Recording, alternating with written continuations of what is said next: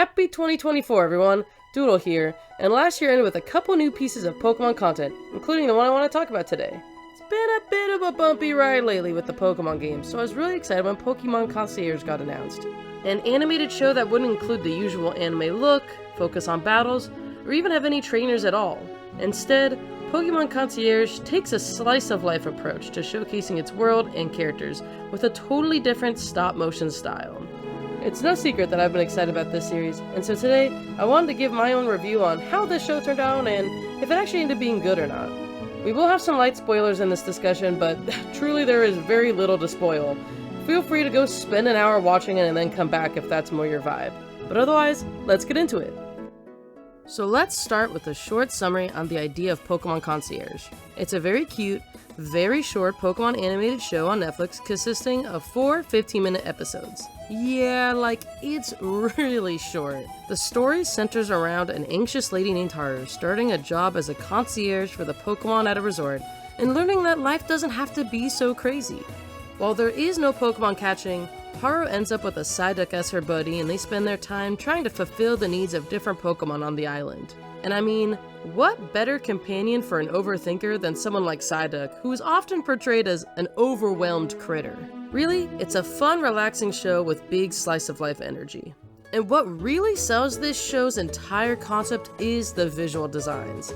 The team at Dwarf Animation Studio nailed the simplicity of the Pokemon looks with just enough detail in the materials and environments.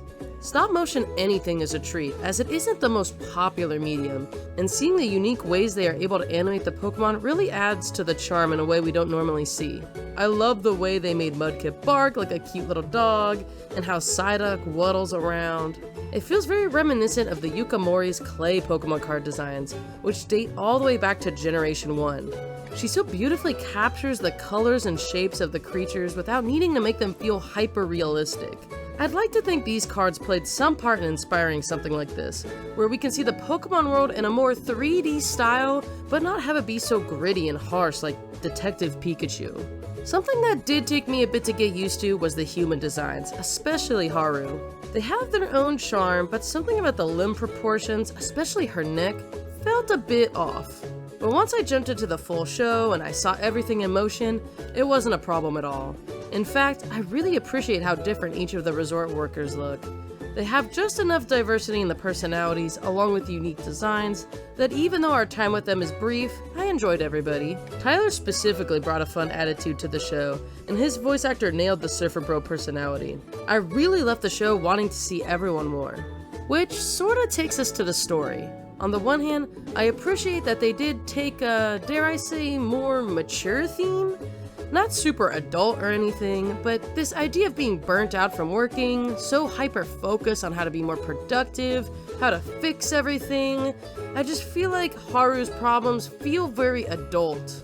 The writing doesn't ever go that deep into questioning why Haru feels this way, but the short stories poke at the idea just enough that you feel a sense of progression in her mindset. Oh no, 2 Pokemon might be fighting! Actually, it's no biggie, they're just having fun. Oh gosh, Magikarp lost his floaty, and if we don't get it back, he'll be devastated! No, turns out he really didn't need it. It's fun that they use adorable Pokemon-based problems to help Haru realize that things are gonna be okay, that life is more than just work. But ultimately, this series is just so short that no matter how well they did with each episode, the ending was never going to feel super complete. For the time that they have, I think the team did just about as well as they could with the pacing and the story.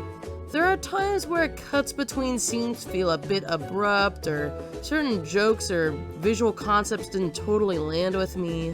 But overall, the pacing is good enough that it's never a persistent problem. I really feel like they have a goldmine of an idea here, to just continuously make short episodes centered around different Pokemon with a mix of fun situational jokes while also having a sweet message. Episodes about a ground Pokemon wanting to fly in the sky, a classic take on a race between a slow turtle Pokemon and something fast, or maybe just one where a Pokemon is way too tall and can't join in on the fun unless others change things up. I feel like there's a lot of very simple stories that you can give a sort of twist ending to by realizing that we don't really always have to have a perfect ending. Honestly, so many people will just be happy to see their favorite mons move around in this awesome stop motion style that they really could just do whatever, and I'm sure it'd be popular. Before we wrap things up though, I wanted to gush just a bit about how beautiful the environments were. I know it's easy to forget because the show sells its concept so well, but these are all super tiny sets where artists handcraft the lighting and colors and materials, and yet everything in this show feels so organic and natural. The light coming through the trees is so beautiful, we've got sunlight glistening on the waves. These small touches go a long way to make the show feel like a tropical paradise. They also went all out with so many amazing Pokemon details and references. We've got the Natu Zatu towel pattern, all these various shirts that have intricate callbacks to different Pokemon designs, and so many of the props scattered around the locations are also fun callouts. I especially love this horsey watering can and the logo on this tiny candy tin. You could just feel the outpouring of love the art team put into every inch of this show. So overall, Pokémon Concierge is a big win for the series, with the main games being a little bit, unrefined lately. It's hard not to get super cynical about the whole IP. Pokémon has always been a money-hungry product, but I also think there is tons of room to get creative with its world. The coolest thing about the series is its ability to basically be whatever it wants to be. Sure, it can be in a somewhat realistic setting that harkens back to Japan or Hawaii or Spain, but it also can get weird like Pokemon Colosseum with its desert steampunk style. The Pokemon themselves are the consistent thread that hold everything together, so whether it be in tons of different visual mediums or game styles or even totally weird genres, the brand has a lot of creative power. Pokémon Concierge also feels like a nice jump from kid-centered media to more all-ages media. The original show and games definitely lean towards something that is geared towards specifically kids, and of course, that is totally fine and lovely. But I think as Pokemon continues on, we can introduce slightly more nuanced plots and themes that balance an interest for all ages. Like the comparison between an Illumination film to a Pixar one, I think Pokémon Concierge shows that given enough time and love, the series can elevate past its simple roots. It doesn't always have to, and I think keeping the games as they are is fine.